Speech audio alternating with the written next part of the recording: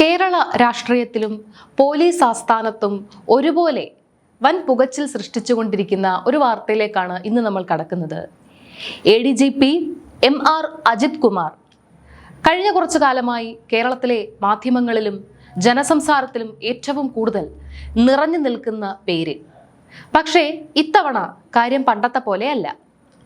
വെറുമൊരു രാഷ്ട്രീയ ആരോപണത്തിലോ വ്യക്തിപരമായ അധിക്ഷേപത്തിലോ അല്ല ഇത്തവണ കേസ് എത്തി നിൽക്കുന്നത്. കൃത്യമായ തെളിവുകളുടെയും അന്വേഷണ റിപ്പോർട്ടുകളുടെയും ബലത്തിൽ അജിത് കുമാറിനെ പൂട്ടാൻ ക്രൈംബ്രാഞ്ചും SITയും നീക്കങ്ങൾ ശക്തമാക്കിയിരിക്കുകയാണ്. പക്ഷേ അവിടെയുമുണ്ട് വലിയൊരു രാഷ്ട്രീയ ട്വിസ്റ്റ്.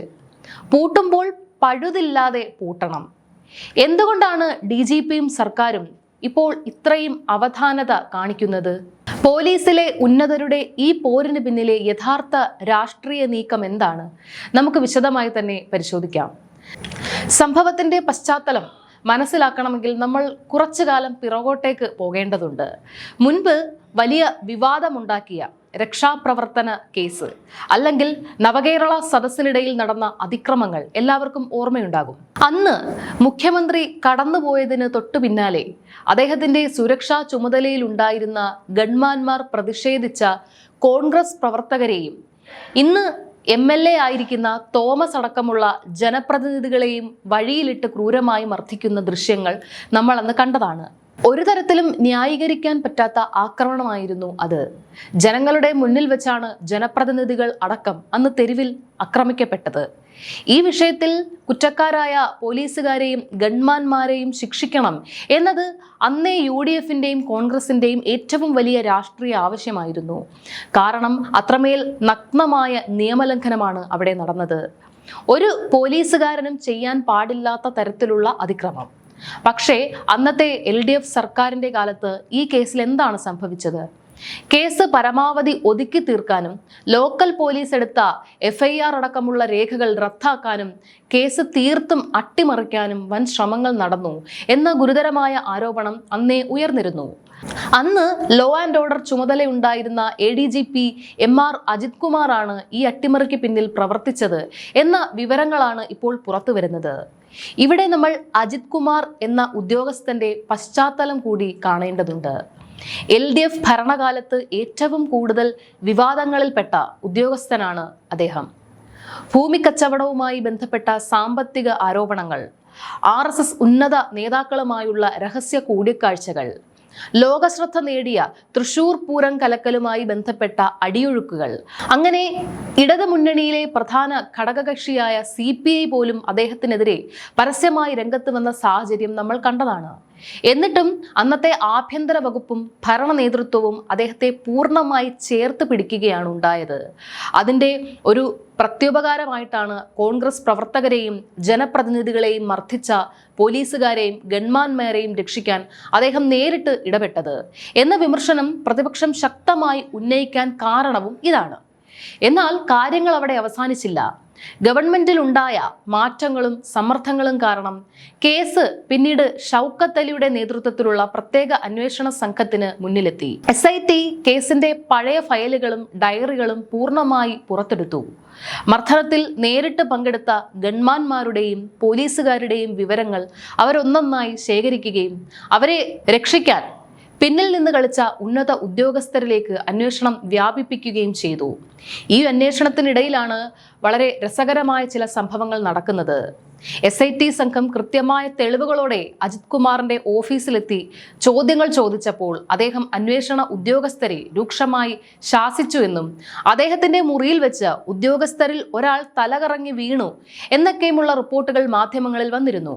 എന്നാൽ ഇത്തരം സമ്മർദ്ദങ്ങൾക്കൊന്നും വഴങ്ങാതെ ഷൗക്കത്ത് അലിയുടെ നേതൃത്വത്തിലുള്ള സംഘം അജിത് കുമാർ ഈ കേസ് അട്ടിമറിക്കാൻ വഴിവിട്ട് ഇടപെട്ടിട്ടുണ്ടെന്ന് ഉറപ്പിച്ചു. അദ്ദേഹത്തോട് ഔദ്യോഗികമായി വിശദീകരണം ചോദിക്കുകയും ആ മറുപടി കൂടി ഉൾപ്പെടുത്തിക്കൊണ്ട് കൃത്യമായ അന്വേഷണ റിപ്പോർട്ട് DGP രവത ചന്ദ്രശേഖരന്റെ കൈകളിൽ എത്തിക്കുകയും ചെയ്തു. ഇവിടെയാണ് കഥയിലെ ഏറ്റവും നിർണായകവും സങ്കീർണവുമായ ഘട്ടം ആരംഭിക്കുന്നത്. റിപ്പോർട്ട് DGPയുടെ കയ്യിലുണ്ട്. നടപടിയെടുക്കാൻ തടസ്സങ്ങളൊന്നുമില്ല. പക്ഷേ എന്തുകൊണ്ടാണ് ഭരണകൂടവും DGPയും പെട്ടെന്ന് ഒരു നടപടിയിലേക്ക് കടക്കാത്തത്? അതിന് വലിയൊരു രാഷ്ട്രീയ നിയമ പശ്ചാത്തലമുണ്ട്.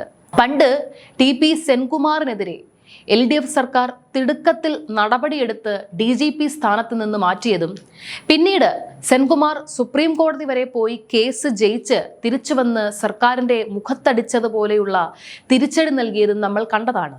അന്ന് VD സതീശൻ അടക്കമുള്ള പ്രതിപക്ഷ നേതാക്കൾ സർക്കാരിന്റെ ഈ തോൽവിയെ വലിയ രാഷ്ട്രീയ ആയുധമാക്കി മാറ്റിയിരുന്നു. അതുകൊണ്ട് തന്നെ ഇത്തവണ അജിത് കുമാറിനെതിരെ ഒരു നടപടിയെടുക്കുമ്പോൾ കോടതിയിൽ ചെന്നാൽ അതൊരിക്കലും സർക്കാരിന് തിരിച്ചടിയാകരുത് എന്ന് DGPക്കും ആഭ്യന്തര വകുപ്പിനും നിർബന്ധമുണ്ട്. അതായത് കുറ്റപത്രം ഫ്രെയിം ചെയ്യുമ്പോൾ യാതൊരു വിധത്തിലുള്ള നിയമപരമായ പഴുതുകളും ഉണ്ടാകാൻ പാടില്ല. പൂട്ടുമ്പോൾ പഴുതില്ലാതെ പൂട്ടണം എന്ന് പ്രതിപക്ഷവും സർക്കാരും ഒരുപോലെ ചിന്തിക്കുന്നതിന്റെ കാരണം ഇതാണ്. ഇതിനു പുറമെ പോലീസിന്റെ തലപ്പത്ത് നടക്കുന്ന വലിയൊരു കസേരകളിയും ഇതിന് പിന്നിലുണ്ട്. ഈ മാസം കഴിയുമ്പോൾ കേരളത്തിന് പുതിയ DGPയെ കണ്ടെത്തേണ്ടതുണ്ട്. അടുത്ത DGP റാങ്കിലേക്ക് പരിഗണിക്കുന്ന ഏറ്റവും മുതിർന്ന 3 ഉദ്യോഗസ്ഥരിൽ ഒരാളാണ് MR അജിത് കുമാർ. മനോജ് എബ്രഹാം, ശ്രീജിത്ത് എന്നിവരാണ് ഈ നെക്സ്റ്റ് ടു നെക്സ്റ്റ് പോരാട്ടത്തിലുള്ളത്. അജിത് കുമാറിനെ DGP റാങ്കിലേക്ക് കൊണ്ടുപോകാൻ സർക്കാരിന് താല്പര്യമില്ലെങ്കിലോ അല്ലെങ്കിൽ അദ്ദേഹത്തെ ആ സ്ഥാനത്ത് നിന്ന് മാറ്റി നിർത്തണമെങ്കിലോ അദ്ദേഹത്തിനെതിരെ കൃത്യമായ ഒരു ക്രിമിനൽ ചാർജ് അല്ലെങ്കിൽ വകുപ്പ് തല അന്വേഷണ റിപ്പോർട്ട് നിലനിൽക്കണം. ആ ചാർജ് നിലനിൽക്കണമെങ്കിൽ അത് ഏറ്റവും കൃത്യതയോടെ തന്നെ തയ്യാറാക്കണം. അതുകൊണ്ടാണ് ആഭ്യന്തര വകുപ്പും മുഖ്യമന്ത്രിയും ഒക്കെ ഞങ്ങൾ വളരെ അവധാനതയോടെയാണ് ഇത് ചെയ്യുന്നത് എന്ന് ആവർത്തിച്ച് പറയുന്നത്. പക്ഷേ ഈ സാങ്കേതിക ന്യായീകരണങ്ങൾ പറയുമ്പോഴും സാധാരണക്കാർക്കും കോൺഗ്രസുകാർക്കും ഉള്ളിൽ വൻ സംശയങ്ങളുണ്ട്. പോലീസുകാർ എന്ത് തെമ്മാടിത്തരം ചെയ്താലും അവരെ പരസ്പരം രക്ഷിച്ചെടുക്കുന്ന ഒരു വടംവലി രീതി നമ്മളുടെ സിസ്റ്റത്തിൽ മുൻപും കണ്ടിട്ടുള്ളത് കൊണ്ട് വലിയ സാങ്കേതികത്വങ്ങൾ പറഞ്ഞ് ഇദ്ദേഹത്തെ വീണ്ടും വിട്ടയക്കുമോ എന്നൊരു ഭയം ജനങ്ങൾക്കിടയിലുണ്ട്. ചുരുക്കത്തിൽ സർക്കാർ ഇപ്പോൾ നിൽക്കുന്നത് ഒരു ഞാണിന്മേൽ കളിയിലാണ്. ഒരു വശത്ത് നടപടിയെടുത്താൽ അത് നാളെ TP സെൻകുമാർ കേസ് പോലെ സർക്കാരിന് തിരിഞ്ഞുകൊത്തുന്ന ആയുധമാകരുത് എന്ന സമ്മർദ്ദം. മറുവശത്ത് തെറ്റ് ചെയ്ത ഉദ്യോഗസ്ഥരെതിരെ ശരിയായ നടപടി എടുത്തില്ലെങ്കിൽ ഉണ്ടാകുന്ന വലിയ ജനരോഷവും രാഷ്ട്രീയ തിരിച്ചടിയും. എന്തായാലും ലഭ്യമാകുന്ന വിവരങ്ങൾ വെച്ച് നോക്കിയാൽ ADGP MR അജിത് കുമാറിനെതിരെ വരും ദിവസങ്ങളിൽ അല്ലെങ്കിൽ ഈ മാസം അവസാനിക്കുന്നതിന് മുൻപ് തന്നെ ശക്തമായ ഒരു നടപടി ഉണ്ടാകാൻ തന്നെയാണ് സാധ്യത കാണുന്നത്. അത് എങ്ങനെയുള്ള നടപടിയായിരിക്കും? പഴുതടച്ചുള്ള ആ പൂട്ട് അജിത് കുമാറിന് മേൽ വീഴുമോ? നമുക്ക് വരും ദിവസങ്ങളിൽ കാത്തിരുന്ന് കാണാം.